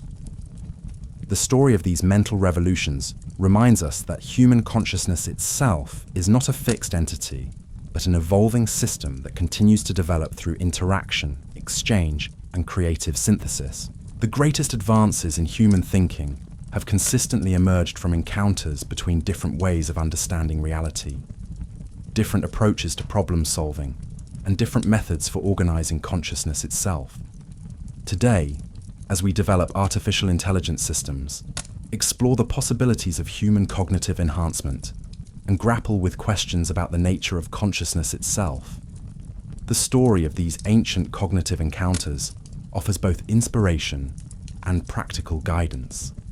It shows us that consciousness is fundamentally collaborative, that intelligence emerges from interaction, and that the greatest cognitive capabilities develop through synthesis rather than isolation. The genetic and cultural legacy of these ancient encounters lives on in every human mind that grapples with complex problems, creates innovative solutions, and finds meaning in the endless complexity of existence. We are all, in very real ways, the intellectual descendants of those first hybrid communities that learned to think with the combined capabilities of multiple human lineages. As these hybrid communities continue to develop their remarkable cognitive abilities, they face challenges that would test every innovation they had created. The Ice Age wasn't a stable, predictable environment. It was a world of constant change, where massive climate shifts could transform entire continents within a few generations, where volcanic eruptions could block out the sun for years at a time, and where the very landscapes they had learned to navigate could be reshaped by advancing or retreating glaciers. Around 40,000 years ago, one of the most dramatic climate events in human history began to unfold. The planet entered what scientists call the last glacial maximum, a period when ice sheets expanded to their greatest extent and global temperatures plummeted to levels that would challenge every survival strategy either species had developed. Average temperatures dropped by more than 10 degrees Celsius in some regions. Sea levels fell by over 400 feet. Vast areas that had been forests became frozen tundra. For the hybrid communities, this represented both an existential crisis and an unprecedented opportunity. Their enhanced cognitive abilities and combined survival technologies positioned them better than any previous human population to survive these extreme conditions. But survival alone wasn't enough. They had to maintain their complex social systems, preserve their accumulated knowledge, and continue their cultural and technological development, even as the world around them became increasingly hostile to human life. The solutions they developed during this period were extraordinary. They created the first systematic approaches to climate adaptation, methods for modifying their technologies, social organizations, and even their physical characteristics in response to environmental changes. They developed clothing systems that could provide protection in temperatures that would kill unprotected humans within minutes. They created shelter technologies that could maintain comfortable living conditions, even when outside temperatures dropped far below freezing. But perhaps their most remarkable innovation was the development of psychological technologies for maintaining community morale and individual mental health during extended periods of extreme hardship. The last glacial maximum lasted for thousands of years. Entire generations were born, lived, and died without ever experiencing the relatively mild climate conditions their ancestors had known. These communities had to create meaning systems that could provide hope and purpose, even when survival required constant struggle and sacrifice. They developed storytelling traditions that could preserve memories of better times while preparing people for continued hardship. They created artistic expressions that could find beauty and meaning, even in the harshest environments. They developed spiritual practices that could provide comfort and guidance when physical conditions offered little reason for optimism. The social innovations required to maintain community cohesion during these extended crisis periods were equally remarkable. When resources are scarce and survival uncertain, human communities often fragment into smaller groups, competing for limited necessities. The hybrid communities developed organizational systems that could maintain cooperation and mutual support, even under the most extreme stress. They created resource-sharing protocols that ensured everyone had access to basic necessities, while still providing incentives for individual contribution and innovation. They developed leadership systems that could make difficult decisions quickly, while maintaining community trust and participation. They created conflict resolution methods that could handle disputes without destroying the cooperation essential for group survival. Most importantly, they developed educational systems that could prepare young people for adult responsibilities, in a world where the margin for error was essentially zero. Every individual had to master complex survival skills, contribute meaningfully to community welfare, and maintain the psychological resilience necessary to function effectively under constant stress. The technological innovations developed during this period laid the foundation for capabilities that would eventually transform human civilization. They created the first systematic approaches to engineering, methods for designing and building structures that could perform reliably under extreme conditions. They developed manufacturing techniques that could produce essential tools and equipment using limited resources and primitive materials. They created transportation technologies that allowed them to travel safely across frozen landscapes, maintaining contact between distant communities and enabling the exchange of resources, information, and genetic material necessary for long-term survival. They developed communication systems that could transmit messages across vast distances, coordinating activities between groups separated by hundreds of miles of dangerous terrain. But perhaps their most significant technological achievement was the development of knowledge preservation systems that could maintain their accumulated wisdom across generations, even when traditional educational methods were disrupted by environmental challenges. They created the first libraries, systematic collections of information about survival techniques, technological processes, and cultural traditions. These weren't just practical repositories of useful information.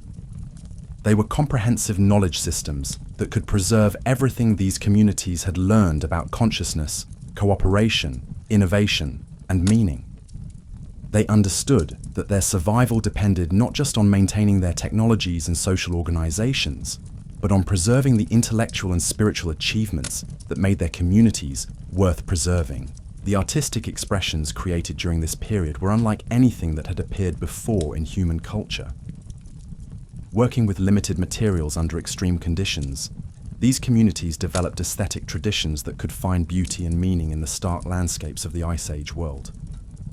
Their cave paintings from this period show a sophistication and emotional depth that reflects the profound psychological challenges they were facing. These weren't just decorative expressions, but comprehensive communication systems that could transmit complex information about survival strategies, social relationships, and spiritual beliefs. A single cave painting might simultaneously serve as a map of local resources, a record of seasonal patterns, a guide to hunting techniques, and a spiritual meditation on the relationship between human consciousness and natural forces. The musical traditions they developed were equally sophisticated. Using instruments crafted from bone, wood, and stone, they created musical systems that could serve multiple functions simultaneously. Music became a technology for maintaining social cohesion during the long winter months when communities were confined to shelters for extended periods. It became a method for preserving and transmitting cultural information across generations. It became a therapeutic technique for managing the psychological stress of survival under extreme conditions. Most importantly, music became a spiritual technology that could provide transcendent experiences even in the harshest physical circumstances. Through rhythm, melody, and communal performance, these communities could create moments of beauty, meaning, and connection that reminded them why survival was worth the struggle. The spiritual innovations developed during this period represented some of the most profound achievements in human consciousness development. living under conditions where death was a constant possibility and comfort was rare. These communities had to create meaning systems that could provide hope and purpose, even when physical circumstances offered little reason for optimism. They developed spiritual practices that could find sacred meaning in the daily struggle for survival. They created rituals that could transform routine activities like food preparation, shelter maintenance, and tool making into opportunities for meditation, prayer, and community bonding. They developed belief systems that could see divine purpose in both individual suffering and collective endurance. These spiritual innovations weren't escapist fantasies, but practical technologies for maintaining the psychological resilience necessary for survival under extreme conditions. They provided frameworks for understanding hardship as meaningful rather than random, for seeing individual sacrifice as contributing to larger purposes, for maintaining hope even when immediate circumstances offered little cause for optimism. The language developments during this period were equally remarkable. The extreme conditions of the last glacial maximum required communication systems that could convey complex information quickly and precisely. Mistakes in communication could lead to death, not just for individuals, but for entire communities.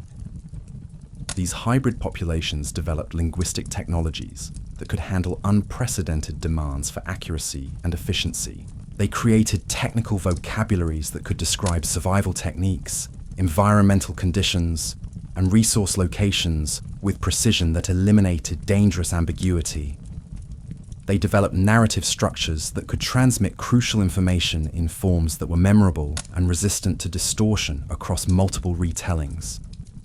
They created communication protocols that could coordinate complex group activities even under stressful conditions. But perhaps their most important linguistic innovation was the development of meta-communication systems, methods for talking about communication itself. When survival depends on perfect understanding between individuals with different cognitive styles and cultural backgrounds, you need ways to verify that messages are being received and interpreted correctly. These communities developed the first systematic approaches to ensuring communication accuracy, techniques for checking understanding, clarifying ambiguities, and preventing the misunderstandings that could have fatal consequences in extreme environments. They created linguistic technologies that could bridge cognitive differences and maintain coordination even between individuals whose minds worked in fundamentally different ways. The economic systems developed during this period had to handle resource scarcity more severe than anything modern humans have experienced. The last glacial maximum reduced the carrying capacity of most environments by 80% or more. Traditional hunting and gathering strategies that had supported human populations for hundreds of thousands of years became inadequate to maintain even small communities. These hybrid populations developed economic innovations that allowed them to not just survive, but continue their cultural and technological development even under these extreme conditions. They created resource management systems that could extract maximum value from minimal inputs. They developed production techniques that could create essential goods using the limited materials available in frozen environments.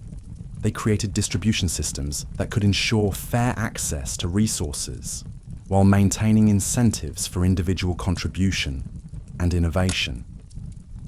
They developed storage technologies that could preserve essential supplies across the extended periods when environmental conditions made resource acquisition impossible. Most remarkably, they created economic systems that could maintain prosperity even under conditions of extreme scarcity. Instead of simply rationing limited resources, they developed methods for creating value that didn't depend on material abundance. They created service economies based on knowledge, skill, and artistic expression. They developed social technologies that could generate wealth through cooperation, innovation, and cultural achievement.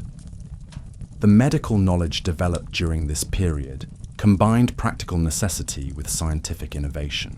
Living under extreme conditions with limited resources, these communities couldn't afford to lose individuals to preventable illnesses or treatable injuries. They developed healthcare systems that could maintain community health using only the materials and techniques available in Ice Age environments. They created pharmaceutical preparations using plants and minerals that remained available even under extreme climate conditions.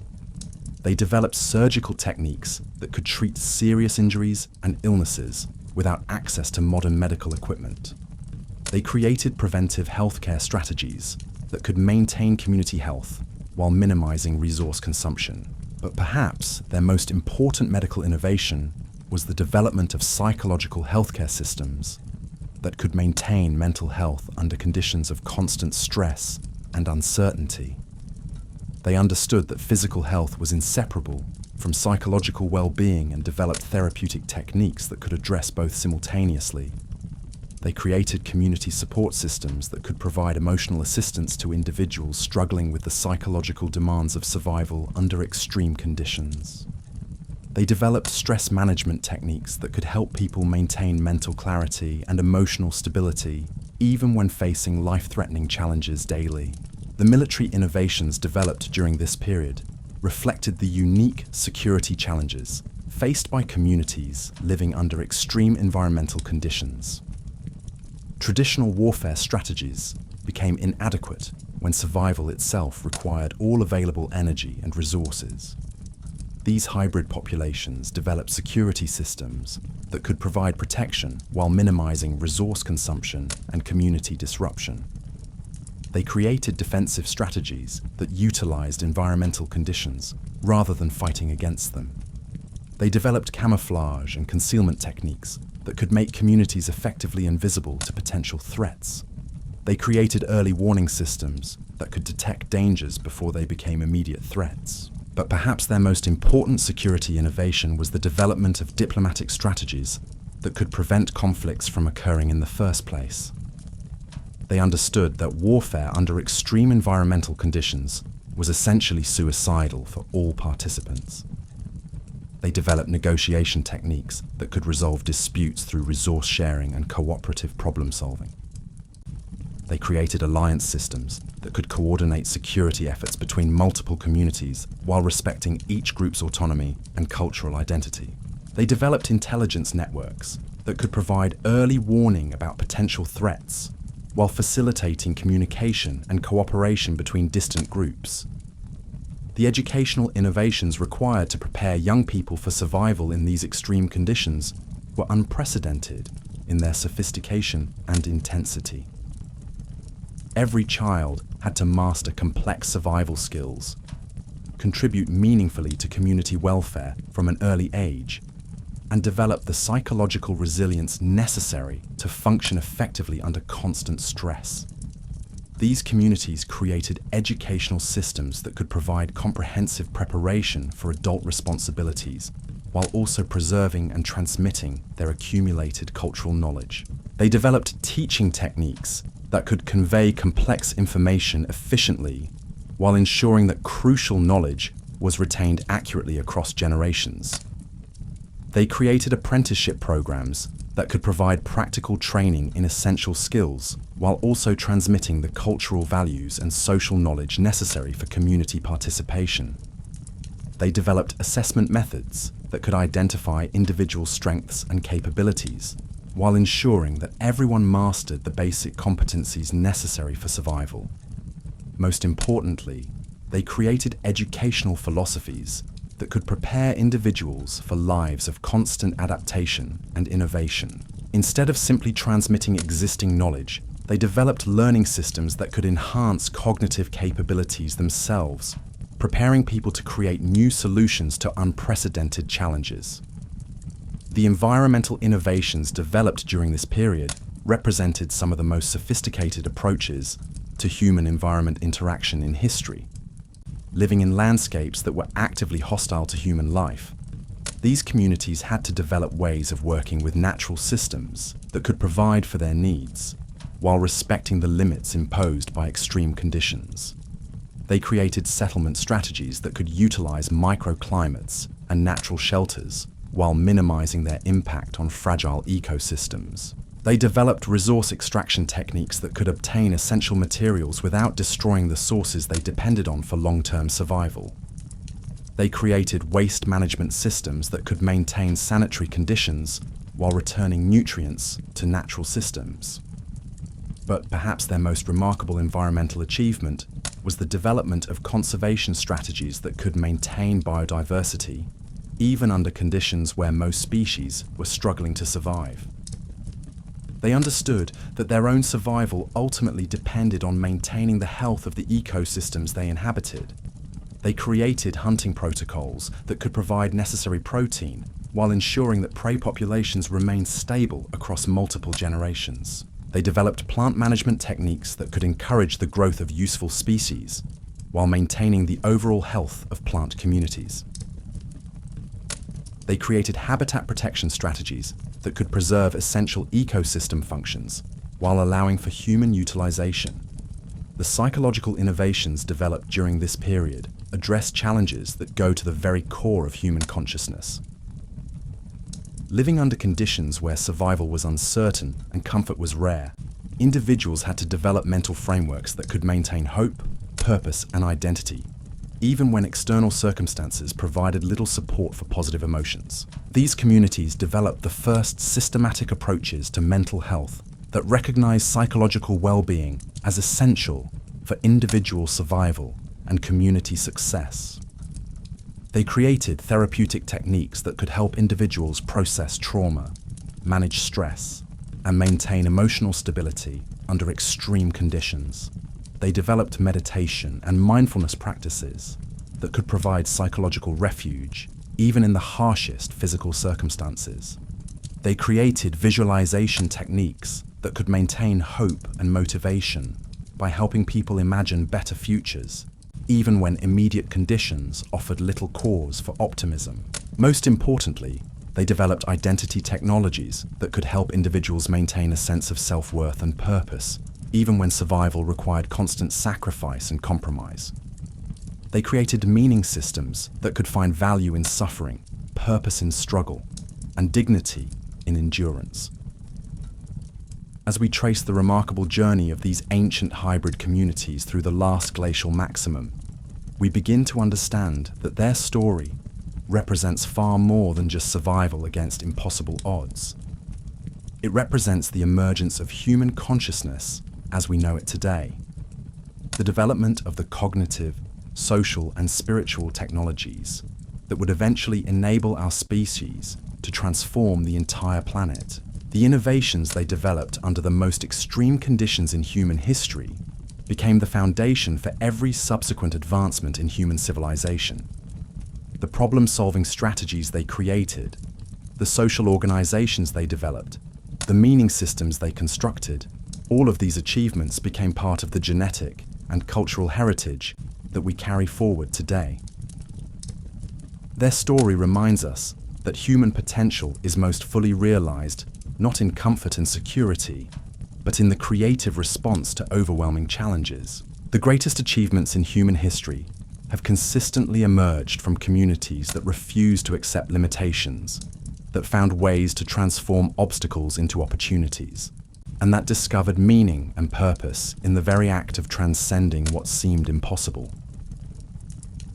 Today, as we face global challenges that require unprecedented cooperation, innovation, and resilience, the story of these ancient hybrid communities offers both inspiration and practical guidance. It shows us that humans have always possessed the capacity to adapt, to innovate, and to find meaning even under the most extreme circumstances. It demonstrates that our greatest strengths emerge not from isolation, but from synthesis, not from competition, but from cooperation, not from dominance, but from partnership with each other and with the natural systems that sustain all life. The legacy of these remarkable communities lives on in every human mind that refuses to accept defeat, in every innovation that transforms challenge into opportunity, and in every act of cooperation that creates possibilities greater than any individual could achieve alone. We are all, in the deepest sense, the children of those who learned to thrive in the impossible world of the Ice Age, who transformed survival into transcendence, and who proved that human consciousness, when fully realized, can find light in the darkest circumstances and create beauty from the harshest realities. And so we reach the end of this extraordinary journey through time, back to those pivotal moments when two remarkable human species first encountered each other in the frozen landscapes of Ice Age Europe and Asia. What we've discovered isn't just a story about our ancient past, it's a revelation about who we are today and how we became the complex, adaptable, creative beings that now inhabit every corner of our planet. Those first meetings between modern humans and Neanderthals weren't simple confrontations between primitive tribes competing for resources. They were encounters between two sophisticated forms of human intelligence, each carrying hundreds of thousands of years of evolutionary wisdom, each adapted to different challenges, each offering unique solutions to the fundamental questions of survival, consciousness, and meaning. The hybrid children born from these unions didn't just survive, they thrived. They became the first truly global humans, carrying genetic gifts from both lineages that enhanced their cold tolerance, strengthened their immune systems, and possibly even expanded their cognitive capabilities. They developed technologies, social systems, and spiritual frameworks that would become the foundation for every subsequent advancement in human civilization. But perhaps the most profound lesson from these ancient encounters is this: our greatest achievements as a species have never come from isolation or dominance, but from synthesis, cooperation, and the courage to recognize kinship across seemingly insurmountable differences. When modern humans and Neanderthals chose partnership over conflict, when they created families that transcended species boundaries, when they built communities that honored multiple traditions simultaneously, they weren't just surviving the Ice Age. They were creating the template for human greatness itself. Today, as we face challenges that require unprecedented global cooperation, as we grapple with differences that sometimes seem impossible to bridge, as we search for meaning in an increasingly complex world, we carry within us the genetic and cultural legacy of those who proved that diversity isn't weakness, but strength, that difference isn't division, but opportunity for growth. Every time you adapt to a new challenge, every time you find common ground with someone who seems completely different from you, every time you create something beautiful from difficult circumstances, you're drawing on capabilities that were forged in those ancient encounters between two remarkable human species nearly 70,000 years ago. The story of modern humans and Neanderthals reminds us that we are all, quite literally, the children of cooperation across difference. We are living proof that when humans choose synthesis over separation, partnership over dominance, hope over fear, we can create possibilities that transcend anything any individual group could achieve alone. In those Ice Age caves and valleys where our ancestors first met, they made choices that echo through every generation. They chose to see humanity in beings who looked different, thought differently, and had evolved along separate paths for hundreds of millennia. And in making that choice, they didn't just change the course of human evolution, they created us. They didn't just change the course of human evolution, they created us.